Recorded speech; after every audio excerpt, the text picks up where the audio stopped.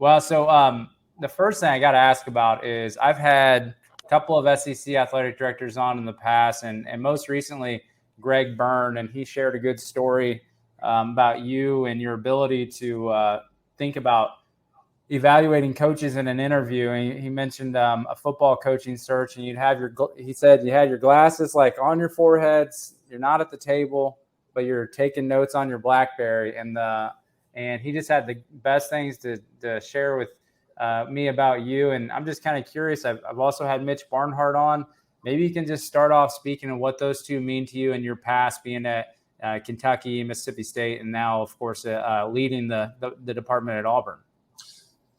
You know, Travis, my time at Kentucky, well, everywhere I've ever been, it's been an invaluable experience. But Kentucky is interesting just from the standpoint that I think, you know, when you go to a compliance meeting, and of course I'm going back 15 years here, maybe more than that, but you'd go to a compliance meeting, and I think we might have had 7 or 8 Division I athletic directors in the room.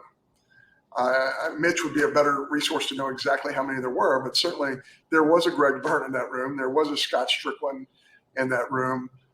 There was a Rob Mullins in that room. There were many up and coming stars in this profession, and I just feel privileged to have been part of it. I've learned so much from each one of those. I consider them all to be friends, and you know, you feel like you're in the right place at the right time. But that story Greg was telling about, you know, being in an interview situation, I'll never forget. I'd been the baseball coach. Greg had just hired me to be the baseball coach at Mississippi State. And he said, "Hey, I want you to be part of this interview process for our next football coach." And I just remember asking him why. And he had a very, you know, right to the point, good answer for this. He said, "Because you're the only coach I've ever hired, and you have a knowledge of Mississippi State and Starkville that you can share with our candidates." And I just feel like that was just so, it was fun. B, it really opened my eyes to a whole different area of intercollegiate athletics. But again, that bond, that ability to share information with Greg and Scott Strickland and others was just a great time, great learning experience. Did being part of that, I mean, you were part of a SEC football search, kind of curious, did that kind of help your AD potential? You realized like, okay, I could do this job. You ran a program as a successful baseball head coach. I mean, did that just basically something click, being included in that type of stuff? Is that what triggered wanting to be an AD after coaching? Well, I'm certainly not arrogant enough to think that I was ready for that opportunity because so much goes into this responsibility. But I knew that I was interested in it. I wasn't, before that moment, I wasn't ever sure that I was totally interested in being an administrator. But after that experience, it really sparked that interest in it. And again, that high level of creativity and flowing thought and being around people that you trust. It was a great experience. Specifically being a lot of times you're either kind of development so the coach of the past, in the past used to go to AD chair. And so what about running a baseball program, separate from the other opportunities you got to do with Greg? I mean, what about running a successful baseball program? How do you kind of relate that to an SEC athletic director job? Well, if you really analyze the two, running an SEC, at least prior to name, image, and likeness, running an SEC baseball program is very similar to running an athletic department because you had 11.7 scholarships. And somehow, some way, you had to find 27 student athletes to share 11.7 scholarships and still be competitive at the same time, while looking at an institution's academic scholarships and all those opportunities. I think when you're a baseball coach, maybe more than any other sport, I guess I would throw softball into that and some others, but you're really your facility director. You are the head coach. You're a CEO. You're in charge of the scholarships. You're in charge of your budget. You're in charge of recruiting. And of course, in baseball, recruiting is so much different than any other sport because you recruit a class, you love the class, but there's that constant evaluation of that class, constant contact with professional baseball, because you're saying, okay, this is a great class, but how many of these kids are going to get drafted out of high school? How many are you going to lose? How do you replace those kids?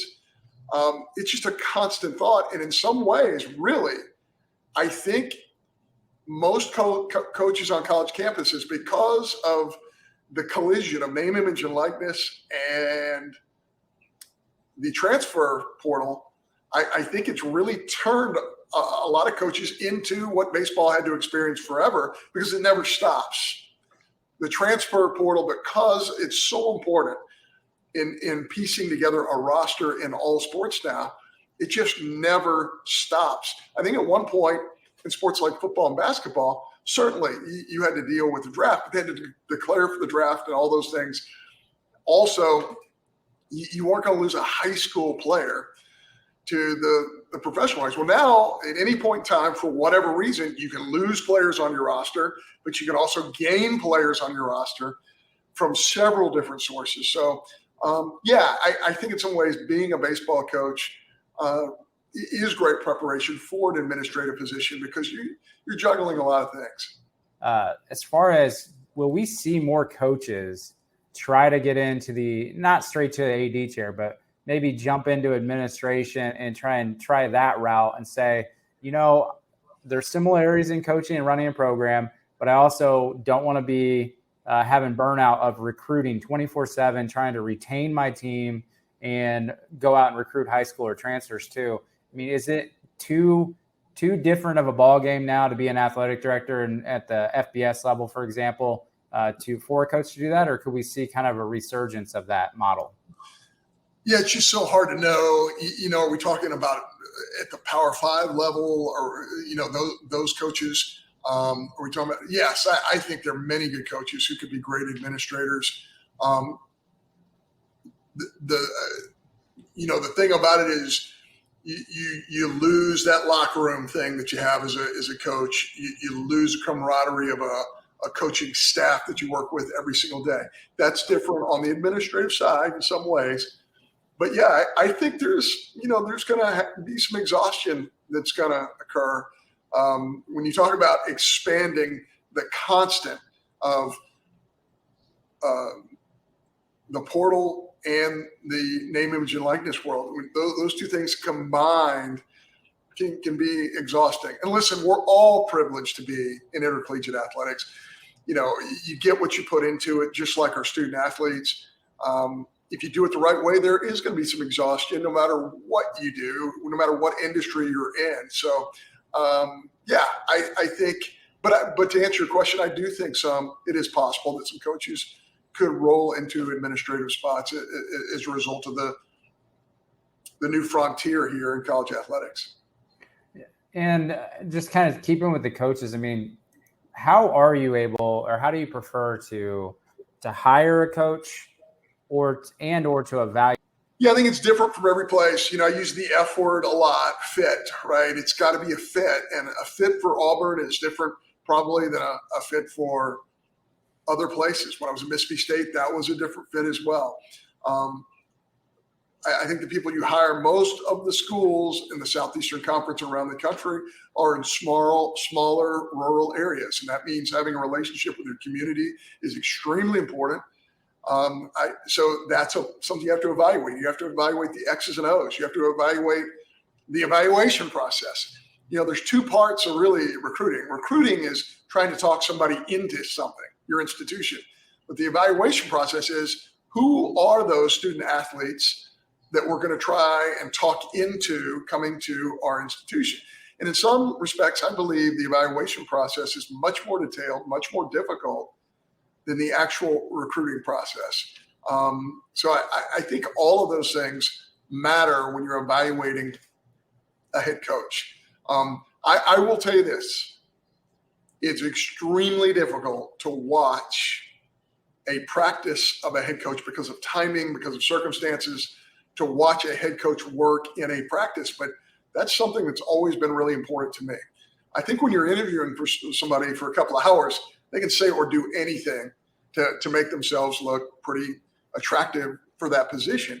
But to actually see a coach perform in practice is something really special. And I had the opportunities to watch and to listen when I hired Coach Leach, just with things that were online about Coach Leach communicating during practice, seeing how his practices were run. That was really important to me as well. So a lot of different factors. It's got to be a great fit. And I don't think there is a magic dust to making those decisions. I just think it's a lot of note taking, a lot of phone calls, and a lot of evaluation. Yeah, that's something that stuck out to me with the recent news lines of Northwestern is trying to have the capacity to be able to review a coaching staff, a coach, and then how they monitor their staff. I mean, it's got to be incredibly difficult, as you just mentioned, about time and the amount of sports you have. I mean, you can be doing your best effort, but trying to evaluate during an actual practice or a workout or, just seeing how they monitor their program, you can only see so much. And it'll be interesting to see how new developments come out of how administrations try to evaluate. Kind of curious about, so if it's not a football hire or a men's basketball or women's basketball hire, I mean, and maybe even if it is similar to whenever you're at Missouri State or Mississippi State, excuse me, how do you bring in like your senior team to help with those coaching searches and these evaluations? Because we all know about sport administrators. What kind of relationship is there between a sport administrator and the athletic director on the evaluation process between you and him or her? Yeah, for me, it's really important. I want their input. If they don't put something in your head that you haven't thought of before, then they're not doing their job. And I feel like our sport administrators do a tremendous job, as they did at Mississippi State and they do here at Auburn.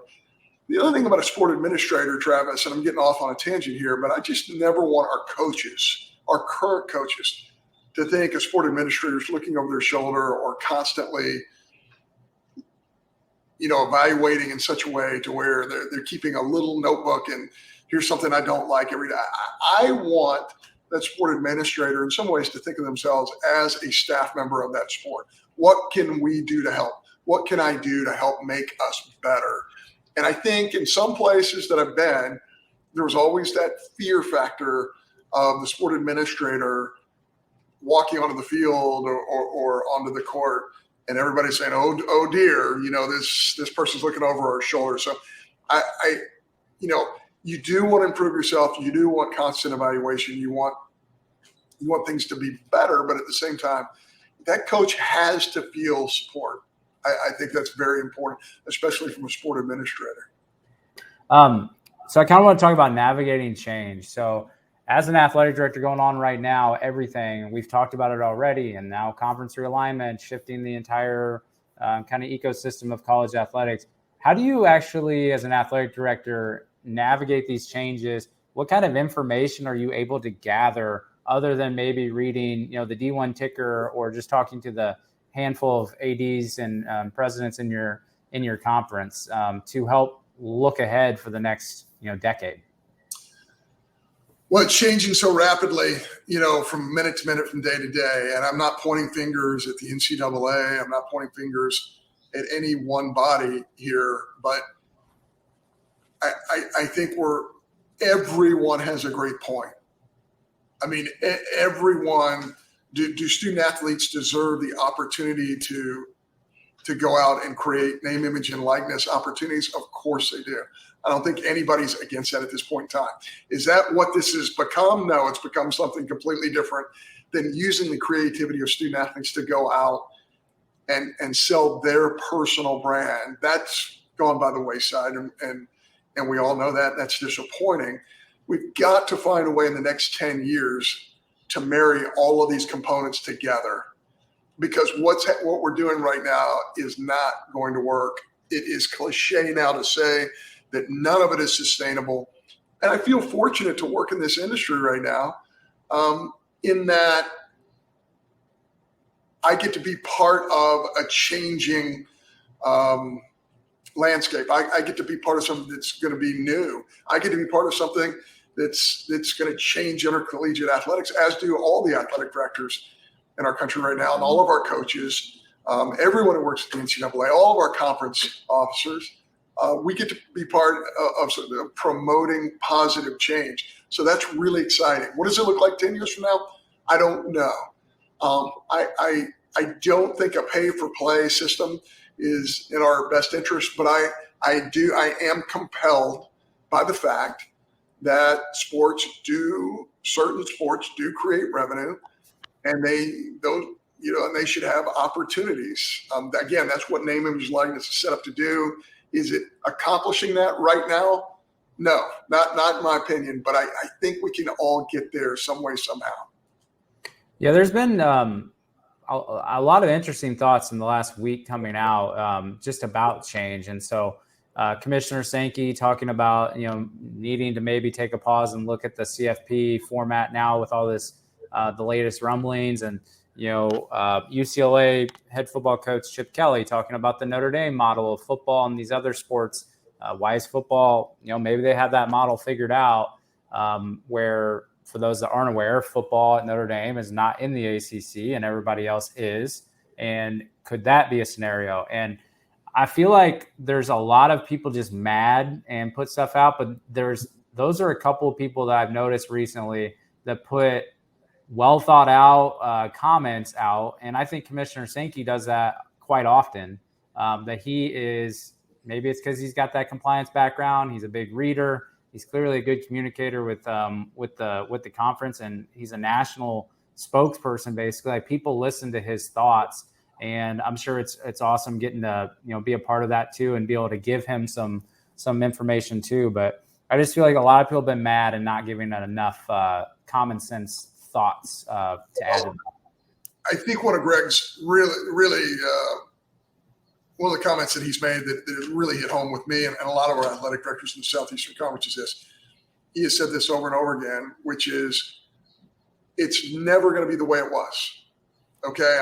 And I think the folks out in the pack can really, it's never going to be the way it was, but it doesn't have to be the way it is now. And we can change that. We can promote something that could be incredibly positive moving forward. But having said that, we've got a long way to go. And it's a real challenge because there's so many different entities involved at this point. So, but I am excited about the future. And, every single day that I get to go to a practice and see our kids and the effort they put into it, they know why they're here.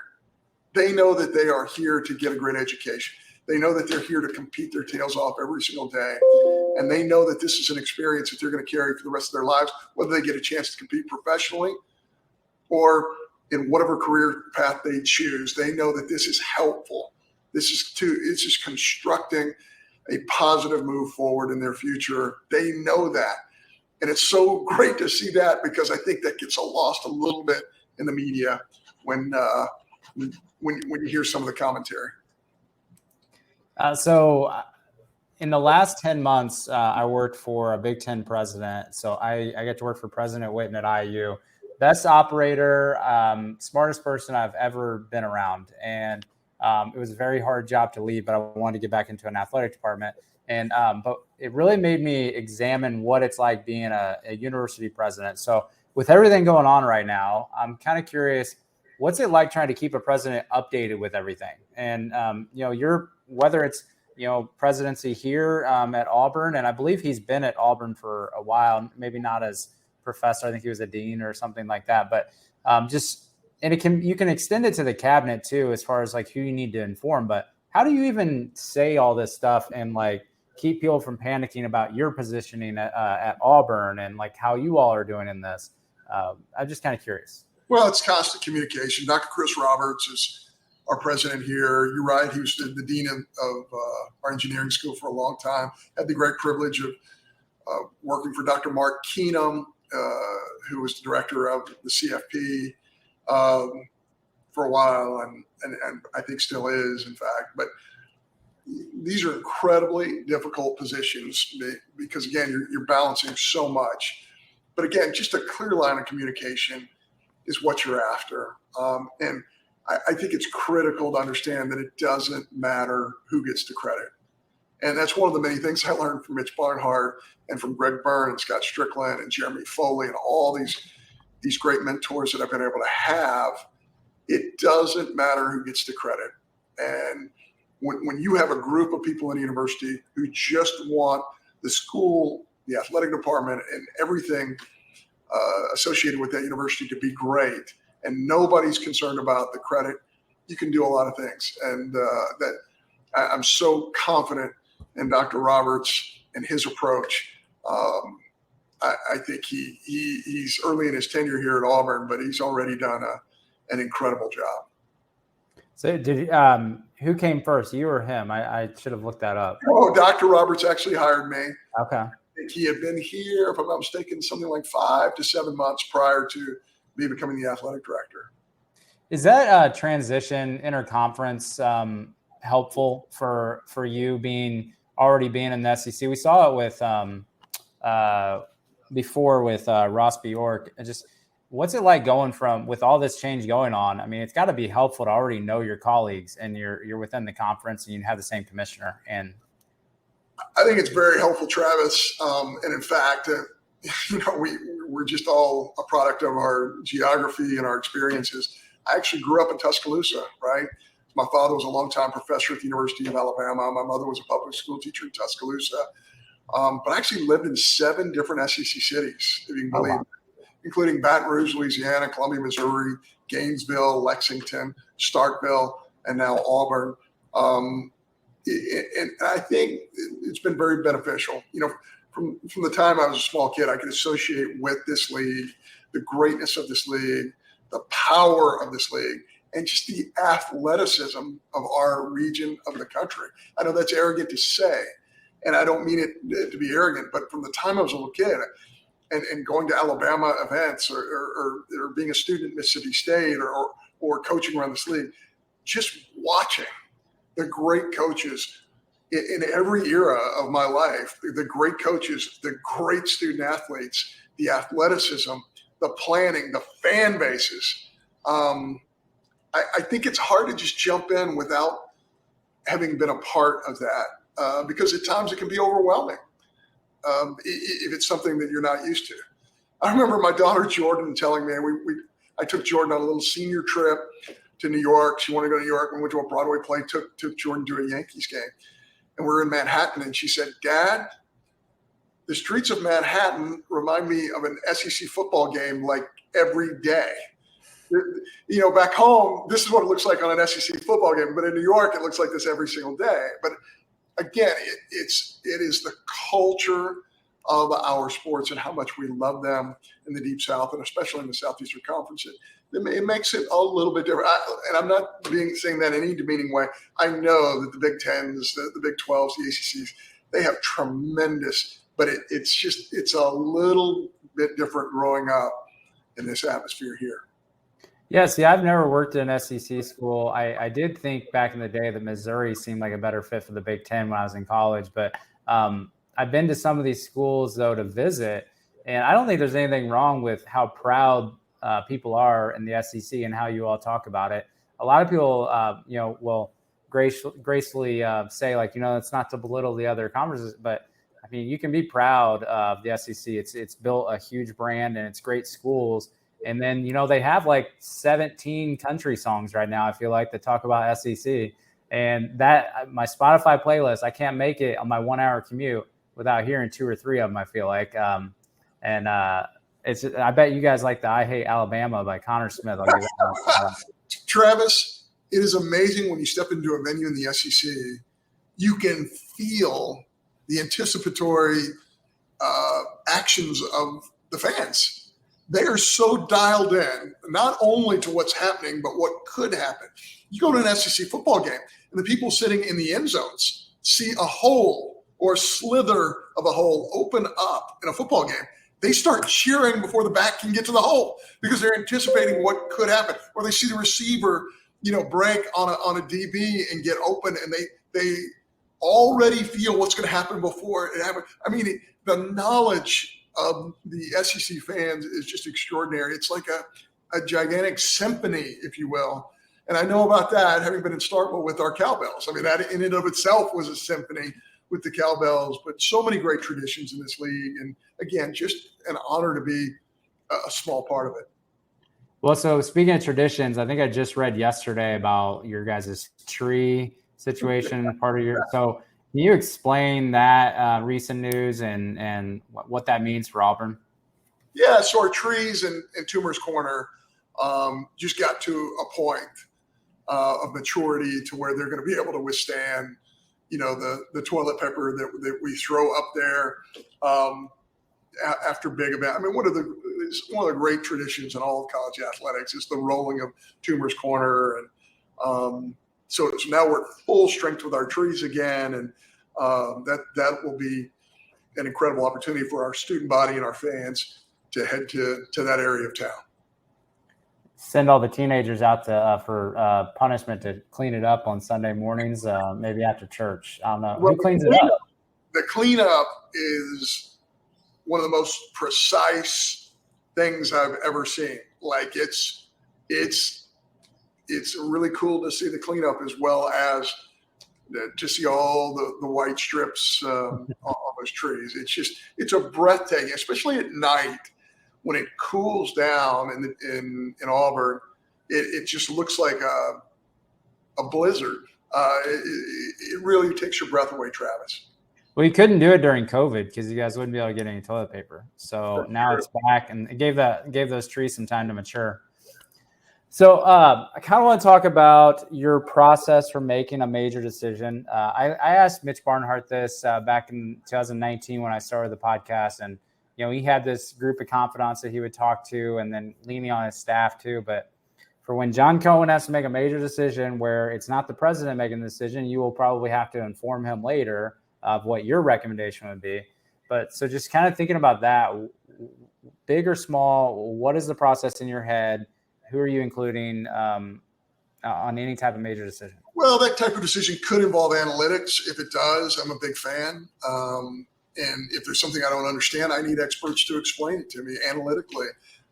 There's a little bit of gut feel to what we do as well, but you don't want to rely on gut feel. You want to rely on people who have great information. You want to rely on people who have a great track record in the decision-making process. And if you feel like you're the smartest guy in the room, you're in the wrong room, or the smartest person in the room, you're in the wrong room. So I feel like my entire career, I've been surrounded by extremely intelligent, creative people who can help us through the process. It's healthy to disagree.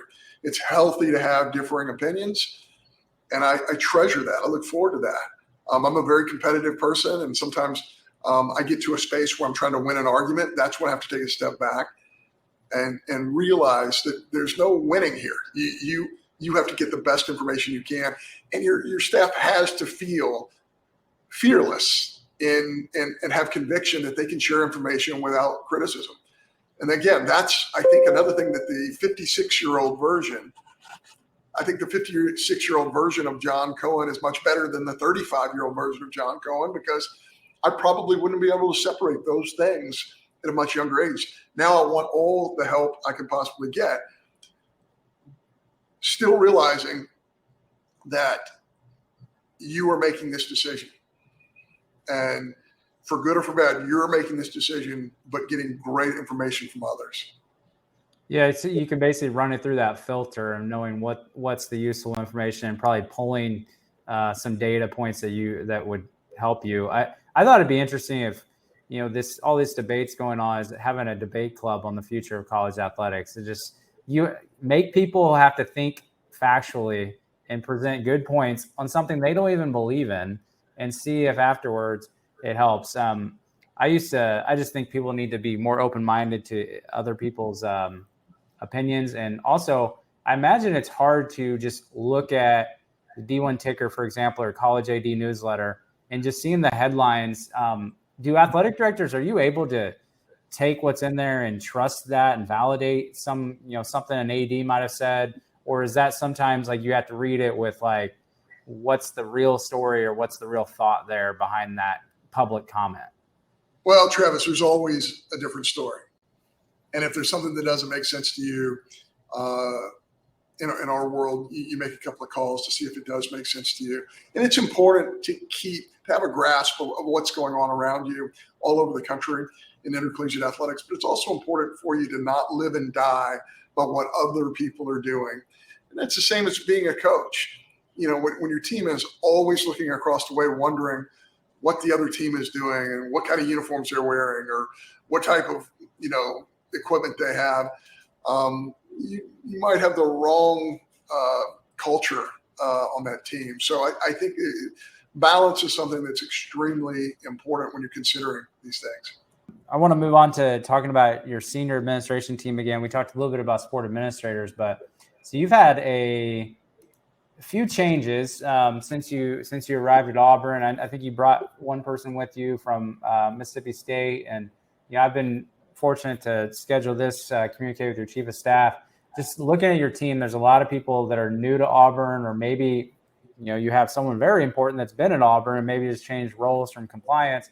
Just maybe how did you assess when you got there what you needed for the vision, and then how you kind of plug them in to the areas that they're responsible to right now? Well, Rich McGlenn is my chief deputy, who's done an incredible job here at Auburn and has a long track record. Tim Jackson, in our fundraising arm, has been here for a long time as a coach and as an administrator with our Tigers Unlimited group. Both of those guys bring so much information, institutional background and information that is just invaluable to me. Rich's background in compliance is pretty, legendary around the entire country. He has one of those great minds. He has a legal mind, a compliance mind, but also great understanding of Auburn. Janan Paul is our SWA. Janan's new to the scene. She had just come to Auburn, I think, maybe 9 months before I had gotten here, but very quickly realized she is special. Again, has a law background as our SWA, but her responsibilities expand way beyond the SWA title. She oversees several of our sports. She oversees Title IX. She oversees many areas in our athletic department. She is a rising superstar. Red Hobart came with me from Mississippi State University. He runs the external side. I think he is one of the more creative people in our field. I think the folks at Auburn are going to grow to love his creative thinking and the new things that he's going to bring to Auburn, the already great traditions that we have. And of course, Lee Van Horn is my chief of staff, who you've been communicating with. Again, another legal background, a guy who went to law school, practiced law, but comes from an ops background. So you see with these 5 people that I just mentioned, all of them have a pretty specific area background that's very different from each other. And they all bring different things to the table. So I feel very privileged that our deputy group is one of the strengths of our athletic department, and just look forward to working with them every day. Well, with that group, what's your administration team meetings look like? What are you all, how often, what are you expecting in there? And this probably happens for you and for many administrators around the country. We're very fortunate. Students are constantly asking, how do I get into this field? And I always say the same thing, and I'm going to answer your question about senior administration. I tell students, you have to be passionate about one thing, not 100 things. Not fan experience, not compliance, not fundraising, not sports medicine, not communications, not coaching. You got to pick one thing and become an expert in that area.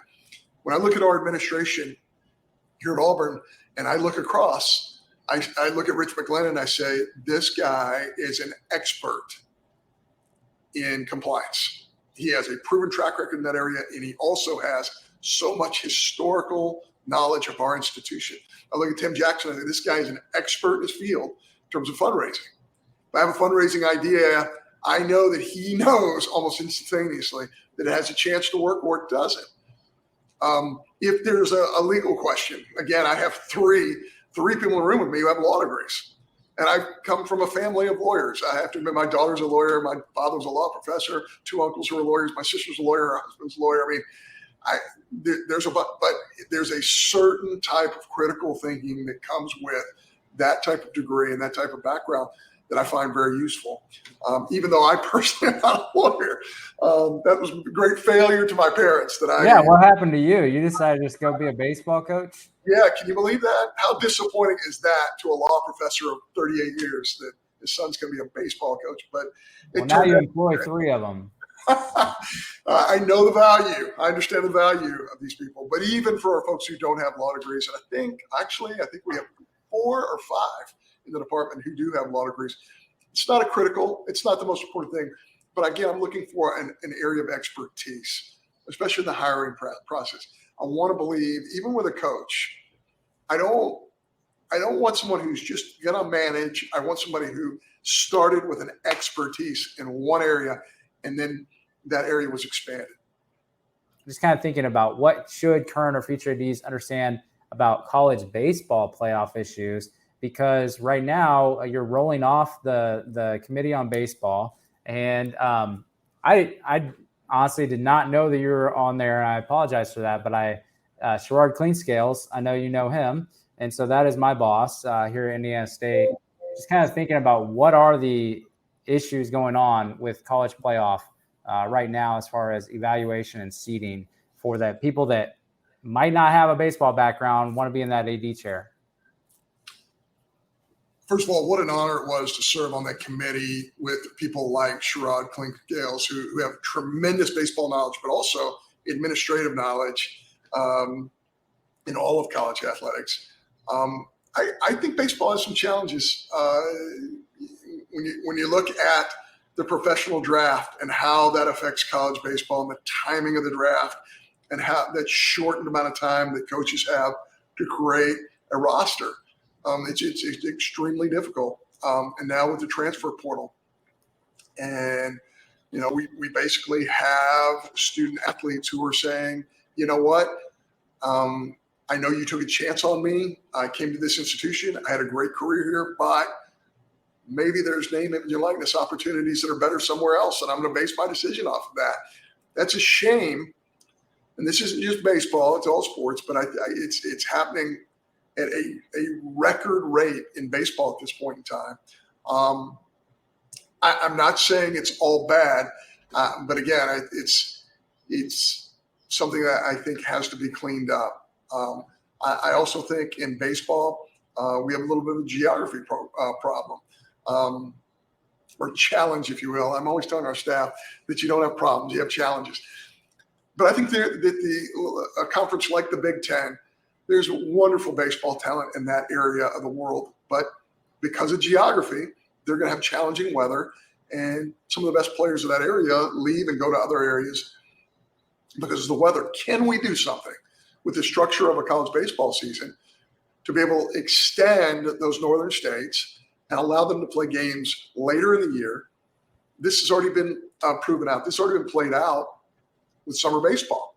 Summer baseball is extremely popular in the North, in the Cape Cod League, in the Northern League, and in northern climates, because folks in northern climates want to get out and see amateur baseball, but they can't do it during the spring because of the cold temperatures. Can you imagine Ohio State and Michigan playing baseball in June in front of a packed house? That's how college baseball is going to grow. I don't know if we ever get there, but college baseball can't get to where we would like it to go unless northern climates can participate at the highest level. Yeah. And those coaches in those northern climates, I'm talking about the UConns of the world, I'm talking about the Northeasterns of the world, I'm talking about Big Ten schools, the Marylands of the world. Those coaches do incredible jobs in adverse conditions.